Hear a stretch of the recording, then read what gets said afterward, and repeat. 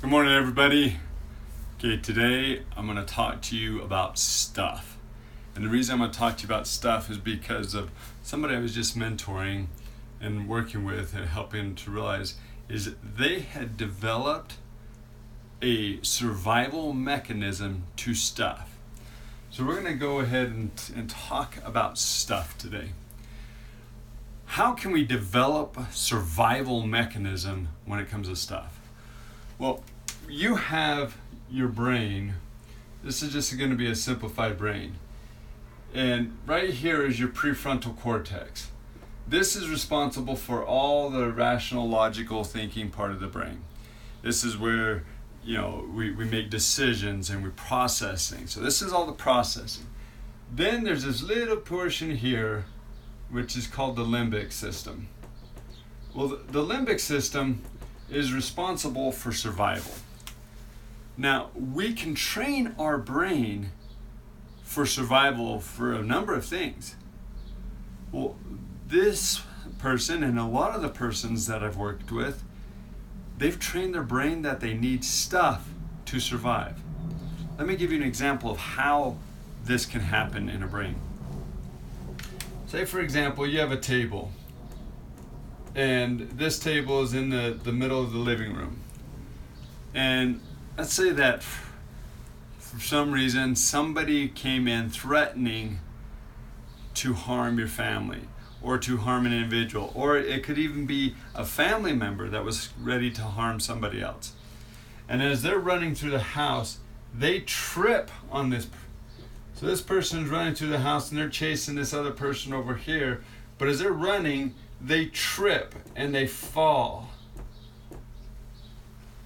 Well, now our brain can see that stuff, having things in the way created safety, because then this person over here is now safe because the person that was chasing them has fallen. They tripped over stuff. So now our brains instantly remember, stuff equals safety. So then if we start relating stuff to be safe, we start to accumulate stuff. We start to gather and bring more stuff in. We start to save more things, and it's hard to get rid of things. So now let's also relate that to the stuff being, Now instead of the stuff being physical stuff, it's going to say it's an emotional stuff. We've got this emotional stuff going on all the time. And for everybody it's different. We have emotional stuff, we have physical stuff, we have mental stuff.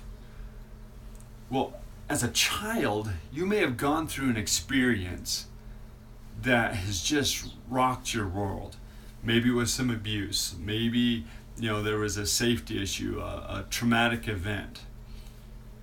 Well, during that time, as that event was happening, your brain took whatever was going on and converted it to a survival mechanism.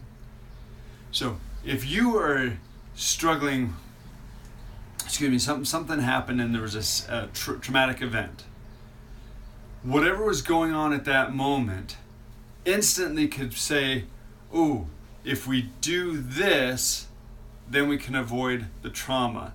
Therefore now that thing, and maybe it was, tripping over stuff, maybe it was, crying, and then all the attention that was going on because of a fight then turned to you. So now you realize, if I cry and then I take all that emotion on myself, then everybody else is safe, and I'm protecting people because I'm staying emotional, I'm staying crying, I'm internalizing and bringing it all onto me. And then we start to think that we can handle it all. Well, see, because I've protected them, so I'm safe now, and they're safe, and I can deal with it. I can handle the pain and suffering, which we don't realize is we can't. We think we can, but then we go into other negative behaviors to deal or to learn to manage the stuff that we thought we could handle. So in each of our lives, we have stuff. It may be physical, it may be emotional, it may be mental, and those are different. But what stuff is it that you're holding on to? And what's causing you to hold on to it?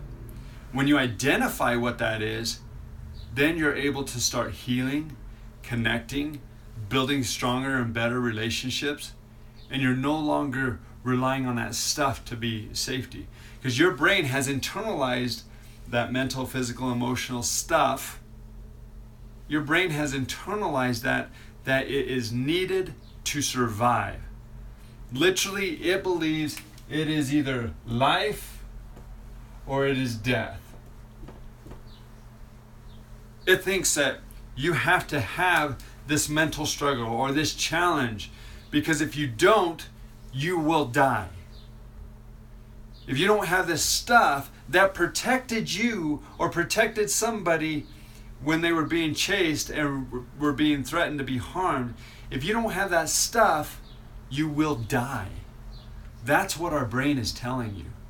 And so when you recognize that what your brain is telling you and you are mindful of what it is, then you can start changing that. You can start to alter that and change your brain and say, I no longer need this stuff to survive. I no longer need this mental stuff, this emotional stuff, this physical stuff to survive. I challenge you to look at the stuff in your life and to identify, is it serving a purpose? What is that purpose? Is it a healthy purpose or is it a negative purpose? Is it keeping you stuck in the same path and going back to past behaviors over and over again because it's easy? You're amazing. You really are. Thank you for listening. I hope you can realize that this stuff that you've got in your past, that you've trained your brain that you need to survive, you don't need it to survive. Thank you for listening. You're amazing. Have a fantastic, wonderful day. Please share this. There's somebody out there that has stuff that's keeping them stuck. Thank you.